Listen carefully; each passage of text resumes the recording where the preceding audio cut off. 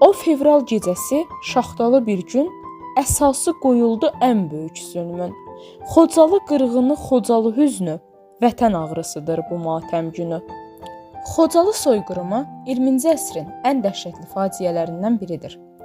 1992-ci il fevralın 25-dən 26-sına keçən gecə Ermənistan silahlı qüvvələri keçmiş SSR-nin 366-cı motatıcı alayının iştirakı ilə Azərbaycanın Xocalı şəhərinə hücum edərək dinc əhaliyə qarşı amansız qırğın törətdi. Bu hadisə insanlığa qarşı törədilmiş ən ağır cinayətlərdən biri kimi tarixə düşüb. Xocalı faciəsinin səbəbləri və gedişi. Xocalı Azərbaycanın Dağlıq Qarabağ bölgəsində strateji əhəmiyyətə malik bir şəhər idi.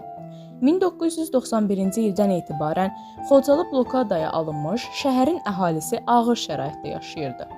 1992-ci ilin fevralında Ermənistan silahlı qüvvələri ağır texnika və silahlarla şəhərə hücum edərək yüzlərlə günahsız insanı vəhşicəsinə qətlə yetirdi. Soyqırımın nəticələri rəsmi məlumatlara görə 613 nəfər qətlə yetirildi. Onlardan 106-sı qadın, 63-ü uşaq, 70-i isə yaşlı idi. 487 nəfər ağır yaralandı. 1275 nəfər əsir götürüldü, 150-dən çox insanın taleyi naməlum qaldı. Bu faciə nəticəsində yüzlərlə ailə məhv edildi. Xocalı şəhəri tamamilə yerlə yeksan olundu. Beynəlxalq ictimaiyyətin münasibəti. Xocalı soyqırımı ilə bağlı müxtəlif ölkələrin parlamentləri bu hadisəni soyqırım kimi tanıyıb. Azərbaycan bu faciənin dünyaya çatdırılması üçün fəal diplomatik səylər göstərir. Hər il 26 fevral Xocalı soyqırımı qurbanlarının anım günü kimi qeyd edilir.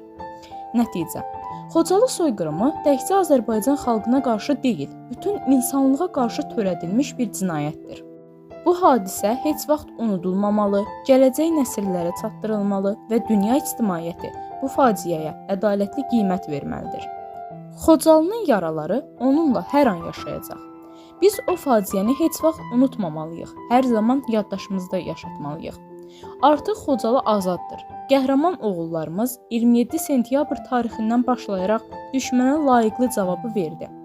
30 il ərzində əlimizdən zorla alınan torpaqlarımız cəmi 44 gün ərzində cəngavər oğullarımız tərəfindən geri qaytarıldı.